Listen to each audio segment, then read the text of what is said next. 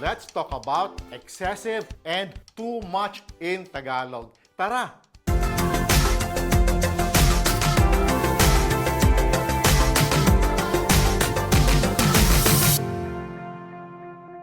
Kumusta po kayo? I'm continuing to respond to your comments. This time, I'm responding to this request from Florentino.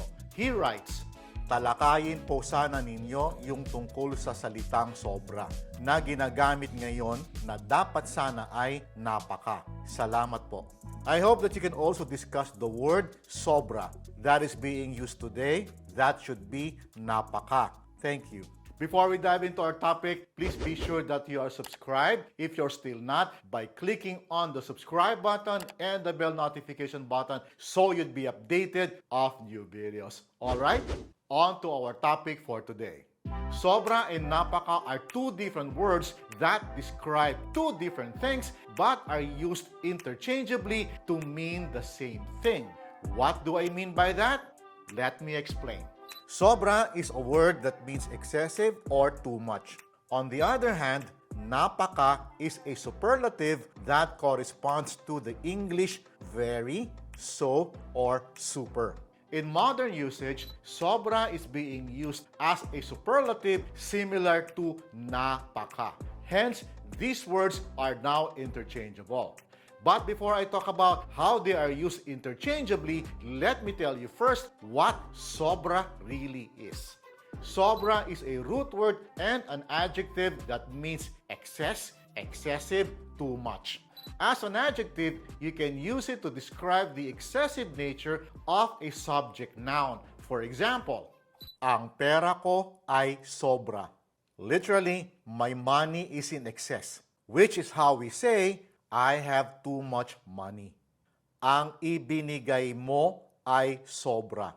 What you gave is in excess, which is how we say, you gave too much.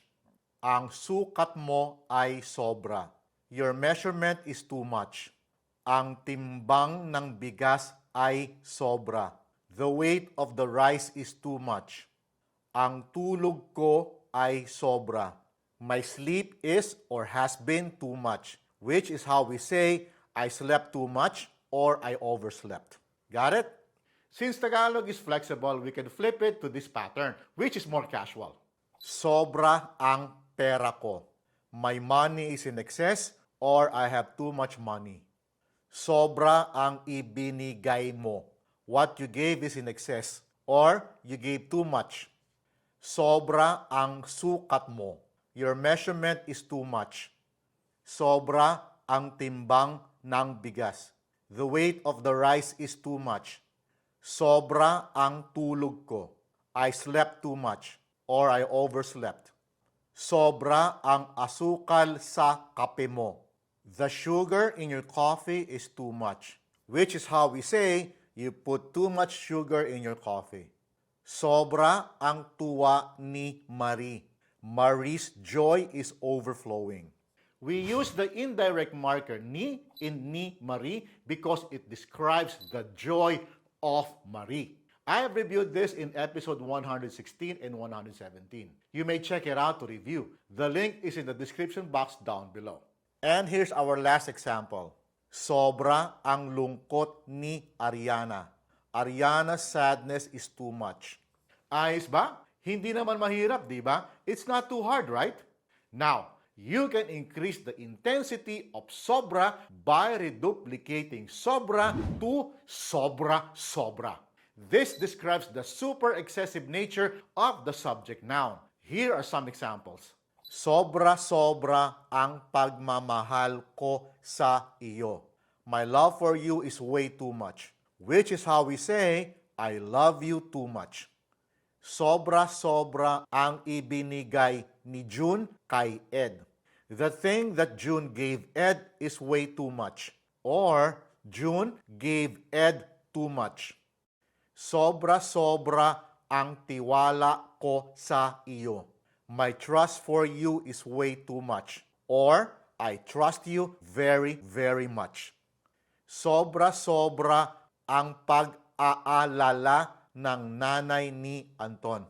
Literally, the worry of Anton's mom is great. which is our way of saying Anton's mom is very, very worried. So, that's sobra as an adjective. Now, as a root word, sobra can be combined with affixes to form verbs, which I can talk about in another video because that's a totally different topic. Now, let's talk about napaka. Napaka is a superlative that means very, so, or super.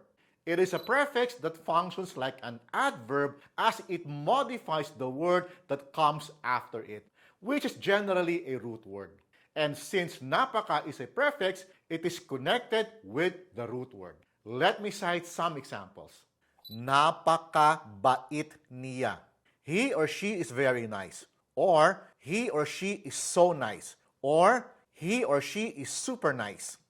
Napakaganda ni Tess. Tess is very beautiful.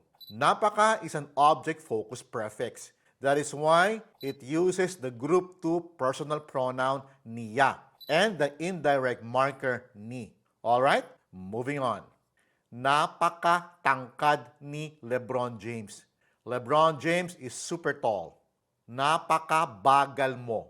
Bilisan mo. You are so slow. Go faster or hurry up.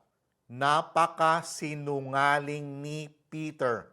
Ayaw ko sa kanya. Peter is such a liar. I don't like him. Napakagaling ni Ariana sa math. Ariana is so good at math. Napakabilis ng lakad mo. Bagalan mo naman. Your walk is so fast or you walk so fast. Go slow please or slow down please. Napakatulin ng kotse mo. Your car is so fast. Napakalakas ng ulan. Magpayong ka. The rain is too heavy. Use an umbrella. Napakainit ng panahon. Sumasakit ang ulo ko. The weather is so hot. I'm having a headache. Ayos ba? So far so good? In our examples, you can clearly see that sobra is used to describe something in excess and napaka is used as a superlative. In Florentino's comment, he is pointing out that sobra is also being used as a superlative. That is true, especially by younger Tagalog speakers. Let me cite some examples. Sobrang bait niya. He or she is very nice. He or she is so nice. Or he or she is super nice. Sobrang ganda ni Tess. Tess is very beautiful. Sobrang tangkad ni Yao Ming. Yao Ming is so tall. Sobrang gara ng kotse mo. Your car is so fancy. Sobrang pangit ng mukha niya. His or her face is so ugly. Sobrang pangit ng ugali ng amo mo. Your boss's attitude is so bad. Sobrang saya ng nanay ko. My mom's joy is super. Or, my mom is or was super happy. Sobrang tanga mo. You're such an idiot.